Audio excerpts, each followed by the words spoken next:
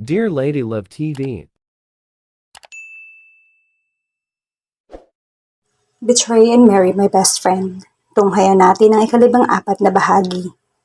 Hindi nga lang niya maiwasan na mapangiwi dahil ang pinakamasayang bahagi raw ng pamamasyal ng anak ay iyong pagsakay nito sa Ferris wheel. Ibig sabihin, mas tumatak sa isipan ni Ara ang sandaling kasama nito si Lawrence kaysa kay Marco. Na alam niyang bahagi ang nagdamdam dahil sa pananahimik nito. Kaya naman, palagi niyang hinahawakan ng kamay ni Marco at niyayakap dahil gusto niyang iparamdam dito ang kanyang pagmamahal. Ang problema lang, may guilt din siyang nararamdaman dahil masaya din siya na nakasama si Lawrence. Ibig lang niyang isipin na dahil lang iyon kay Ara. Sapagat kasi sa isang saglit ay naging isa silang pamilya. Ngunit, hindi dapat niya pansinin ang pagbilis ng tibok ng kanyang puso. At ang pinaka-epektibong paraan para makalimutan niya iyon ay yung ipinaalala niya palagi sa kanyang sarili ang kasamaang nagawa nito sa kanya. Masyado ka naman tahimik dyan. Hindi niya napigilan sabihin dahil mula sa kanyang pagsakay ay wala na itong kibo. Ang naisip niya tuloy ay nagdadalawang isip na itong ihatid siya sa estasyon na kanyang pagtatrabahuhan. Kung sa bagay, siya rin naman ay ganoon ang nararamdaman.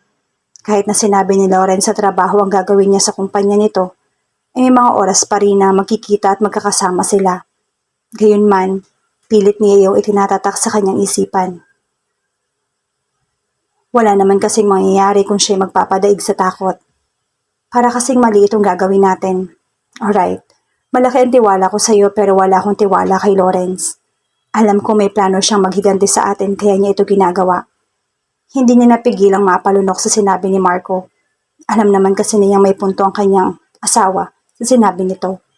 Hindi niya tuloy ito napigilang titigan kahit na nasa daan ang buong atensyon nito. At natatakot ako na maagaw kanya sa akin. Hindi mangyayari yon, mariin niyan sabi. Sinulyapan lang siya nito at binigyan ng matipid na ngiti. Alam niyang gusto nitong maniwala sa kanyang sinasabi, ngunit parang nagdududa. Para tuloy gusto niyang magalit. Hindi dahil sa pakiramdam nito ay hindi siya dapat pagkatiwalaan, kundi dahil sa alam niyang may katwiran naman itong magamba dahil habang palapit siya ng palapit sa kanilang pagtatrabahuhan ay talagang kinakabahan siya na muli silang magkakaharap ni Lawrence. Maaari nga ang 5 taon ay napakatagal na panahon para maraming kalimutan, ngunit kay Lawrence ay hindi sapat ang panahon na iyon para paghilumin ang sugat na nasa kanyang puso. Mula ng araw na talikuran siya ni Jackie para sa best friend nitong si Marco. Hindi niya kasi talaga inaasahan na magagawa iyon sa kanya ni Jackie dahil damang-dama naman niya ang pag-ibig nito. Nakikita niya ang ningning sa mga mata nito kapag siya'y tinititigan. Ganon din kasi ang tingin niya rito, parang may nakatambay na star sa kanya mga mata kapag kasama niya ito at kausap. Ngunit kahit alam niyang may pagtingin na sa kanya si Jackie, para hindi pa rin nabubura sa isipan nito na si Marco ang una nitong minahal. Pero mahal din naman siya ni Jackie. Iyon ang gusto niyang paniwalaan. Nang araw kasing sabihin sa kanya ni Jackie na mahal siya nito, ay umasa siya na tuluyan niya nang matatalo si Marco sa puso nito. Lalo na't maraming beses na nitong ibinigay sa kanya ang sarili.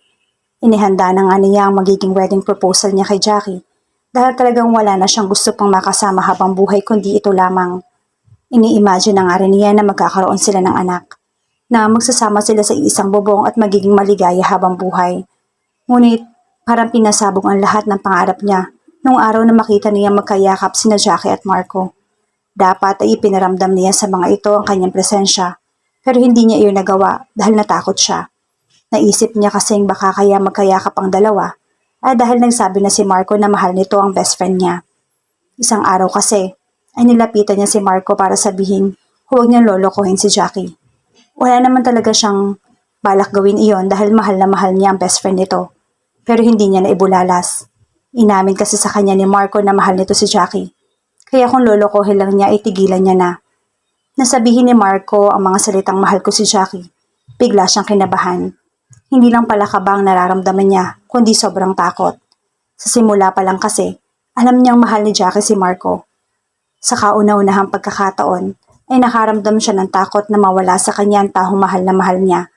Kaya naman, lahat ng paraan ay ginawa niya para lang mapaibig niya si Jackie.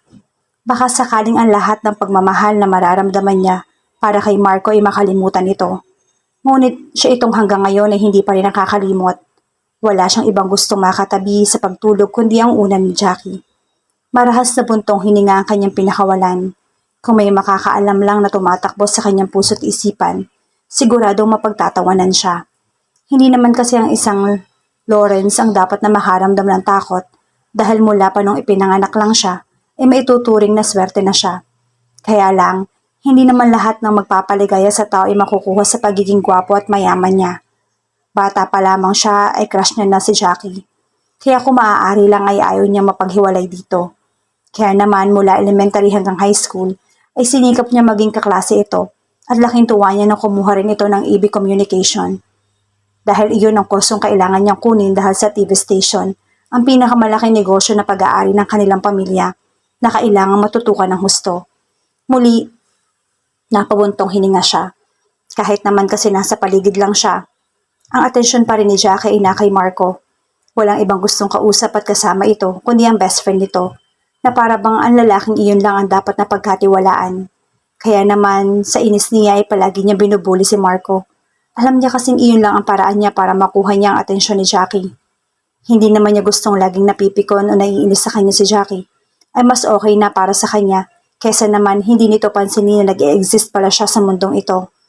But things become different mula nang makita ni Jackie na may kakahalikang babae si Marco.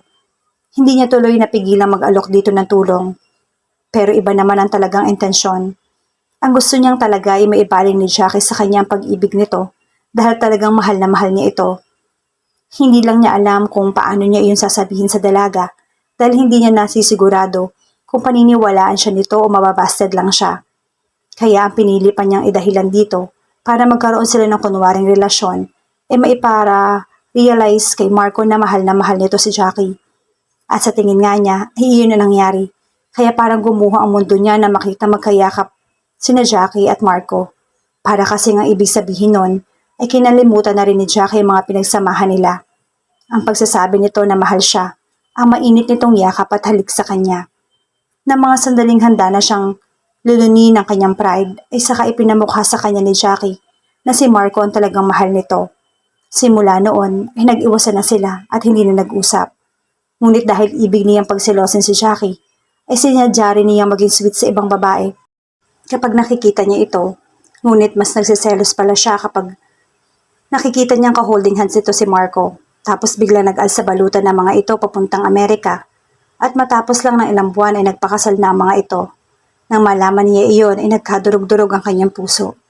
Kahit tuloy mahal na mahal pa rin niya si Jackie, ay ginusto na niya itong patayin sa kanyang puso. Dahil alam niyang baliwala na ang pagmamahal niya rito. Kasal na ito at si Marco at may anak na mga ito. May mga pagkakataon kasi na hindi niya napipigilan ang sariling alamin na nangyayari sa buhay nito.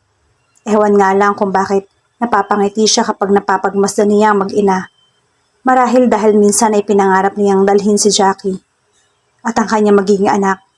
Iyon nga lang, hindi nangyari iyon dahil sa huli ay pinili nito si Marco. Kaya naman, hindi niya alam kung hanggang kailan ba siya makaka-recover sa pagkabigo. Ayaw naman niyang ituon ang atensyon niya sa pag-iinom dahil alam niyang wala naman yung magiging epekto sa kanya. Saka ayaw din niya magpakita ng kahinaan sa iba. Ang atensyon niya ay tuloy ibinubuhos na lamang niya sa pamamalakad ng kanyang TV station. Isa na siyang CEO kaya naman kailangan niya magpakaseryoso sa buhay. Gayunpaman, pinili niya umiwas sa mga babae dahil kahit anong gawin niya, iisang mukha lang ang gusto niya makita at maangkin. May naisip na ba kayong paraan para maitaas natin ang rating ng news program sa hating gabi? Maotoridad niyang tanong sa kanya mga tauhan na bumubuo ng midnight news. Dapat ay nasa negosyo niya tinutuon ng kanyang atensyon para naman hindi bigla-biglang sumusulpot sa isip niya ang ex-girlfriend na mahal pa rin niya hanggang sa ngayon. Naalala kasi niyang kapag may problema sa kanilang group, ay laging may solusyon si Jackie. Kung ang ibang programa ay pasara sa mga oras na yon, siya ay pinili pang magkaroon ng huling balita dahil naniniwala siyang marami pa rin naman nagising kahit alas 12 na. Iyon ang mga taong mayroong insomnia. Bagamat alam niyang iilan na ang halos sa mga iyon, ay pinili pa rin niyang sumugal. Marahil dahil gusto pa niya magkaroon ng maraming pera, dahil sa palagay naman niya ay doon na lamang siya magaling. Sa paggawa ng maraming pera, at alam din naman niyang marami pa rin siyang taong nabibigyan ng trabaho Makakatulong pa din iyon ang interview sa matagumpay na tao. Hindi lang dito sa Pilipinas kundi sa ibang bansa. Narinig niya ang sabi ng isang segment editor na nagngangalang Arman. Like whom? Walang ka-interest niyang tanong. Jackie Cruz. Hindi niya napigilang maibulalas na marinig niya ang pangalan ng kaisa-isang babae na kabandera sa kanyang puso. Nang mapatingin siya sa nagsalita, ay nakita niyang namutla ito. Siguradong dahil sa pagmumura niya, marahil iniisip na hindi niya nagustuhan ang sinabi nito. Well, talaga naman kasi hindi nagustuhan ng kanyang puso ang narinig. Bigla na naman kasing pumintig iyon na para bang hinahabol ng maligno. Go on, sabi niya. Hindi dahil sa interesado siyang mapataas ang rating, kundi dahil sa gusto niya makarinig ng update tungkol kay Jackie, na alam niya sikat na manunulat, lalo na sa Amerika. Ang hindi lang niya maintindihan ay kung bakit hindi nito ginagamit ang apelyido ni Marco sa mga libro nito. Kahit noong nag-aaral pa sila, ay hilig na talaga ni Jackie ang magsulat. At kalimitan nga raw, siya ang bida sa mga horror stories na ginagawa nito, lalo na kapag bad trip ito sa kanya. Hindi naman niya makuha magalit sa ipinagtapat ni Jackie. Ang totoo ay natutuwa pa siya. Biro mo, kahit galit ito sa kanya ay nakukuha pa siya nitong isipin. May pagkakataon tuloy na tinutokso niya ito. Na hindi naman talaga ito nagagalit sa kanya dahil palagi niyang inaaway si Marco. Kundi dahil noon pa lang ay pinaglalabanan na nito ang atraksyon na nararamdaman sa kanya. Maraming taong nangangarap na maging manunulat, kaya kung mai-interview natin si Miss Jackie, ay siguradong maraming manonood. Filipino pride din siyang maituturing sa larangan ng pagsulat. Parang nga si Jackie Cruz ang J.K. Rowling ng Pilipinas. Kahit iilan pa ang librong sinusulat niya, naging bestseller naman. Pabiyahe pa ang manunulat, reporter at cameraman natin sa Amerika? Sarkastikong tanong niya. Si Carmi naman ang sumagot, isa ring segment editor. Fina-follow ko po si Miss Jackie, kaya alam ko nandito na silang mag-anak sa Pilipinas. Nandito na si Jackie sa Pilipinas? Hindi niya napigilang itanong. Bigla tuloy napatingin sa kanya ang mga tauhan niya. Hindi kasi niya nagawang itago ang pananabik sa kanyang boses. Kaya naman, hindi niya napigilan singhalan ang kanyang sarili. Kahit kasi hindi niya nakakaharap sa salamin, ay nakakaramdam siyang nagiinit ang kanyang mukha dahil alam niyang mistulan siyang teenager na biglang nagbablush. Yes, boss. Sagot nito na nakakunot ang noo. Siguro ay nagtataka ito dahil sa inasal niya. Medyo masama yung pakiramdam ko. Nahagilap niyang ikatwiran. Kung naniniwala man ang kanyang mga kaharap ay wala na siyang pakialam. Saka alam niyang wala naman ni isa sa kanyang mga kaharap na maglalakas ng loob na magtanong sa kanya. So, bumalik na pala ang mag-asawa. Sino pong mag-asawa? Hindi nakatiis na tanong ng isa niyang tauhan. Hindi lang niya natukoy kung sino nagsasalita. Wala din naman kasi siyang balak kausapin ng kahit sino. Interesting. Nakangisi niya sabi dahil ang utak niya ay naglalakbay na sa kung saan. Sa paghihiganting pinaplano niya noon pa man, at sisiguraduhin niyang higit na magdurusa si Marco ngayon. Boss, wika ng kanyang mga tauhan. Ilang minuto na rin kasi siyang natulala. Welcome back, my love. Hindi niya napigilan sabihin, kaya nakita niya nagpalitan ng sulyap ang kanyang mga tauhan. Mukhang good mood ang uniko iho ha. Nakangiting sabi ng kanyang papang. He's 70 years old pero malakas pa. Ahalaga rin naman kasi ang katawan nito. Saka wala naman itong pinoproblema sa buhay. Bahagya rin naman tinapunan ng tingin ng kanyang ina. Natahimik kumakain matapos siyang ayain na parang walang kagana-gana. 20 taon ang tanda ng kanyang papang, kaya kahit simple ang ayos nito, ay lutang na lutang pa rin ang kagandahan nito. Ngunit kahit na mamahalin ang damit nito, ay alam niyang wala pa rin dating iyon sa kanyang ina. Napabuntong hininga siya. Kung bata siya, palagi niyang tinatanong ang sarili kung bakit kahit nakangiti ang kanyang ina ay parang ang lungkot-lungkot pa rin ng mga mata nito. Ngayon ay alam niya na ang dahilan. Hindi nito mahal ang kanyang ama. Napilitan lang ito magpakasal sa kanyang papang dahil nagpanta ang kanyang lolo't lola na itatakwil ito't isusumpa kapag ibang lalaki ang pinakasalan. Sa tuwing naririnig niya nag-aaway ang kanyang mga magulang, nalalaman niyang hindi siya bunga ng pag-ibig. Alright, mahal ni papang niya ang kanyang mamang, pero may ibang mahal ang kanyang ina at nagawa nitong talikuran iyon dahil kailangan nitong sundin ng mga magulang. Ayon sa kwento ng kanyang papang, alam daw nitong walang mangyayari kung ang mamang niya ang liligawan nito dahil may kasintahan ng kanyang ina, kaya naman ang lolo't lola niya ang niligawan ng kanyang papang. At dahil multimilyonaryo ang pamilya nila, ginusto ng pamilya ng kanyang ina ang kanyang ama. Marami na naman sigurong perang pumapasok sa kanyang bank account. Wika ng kanyang ina sa tonong nakikipagkwentuhan. Kahit na walang kabuhay-buhay palagi ang mga mata ng kanyang ina, alam niyang mahal siya nito. Noon ngang panahon na broken-hearted siya kay Jackie, ito ang kanya naging karamay. Nagawa nito ang paglinawin ng kanyang utak, kahit na dumating na siya sa puntong parang gusto niya nang kidnapin si Jackie para lang magkaroon ng happy ending ang kanilang love story.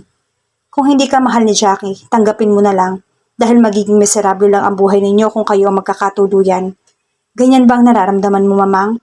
Tanong niya sa kanyang ina nang balingan niya ito.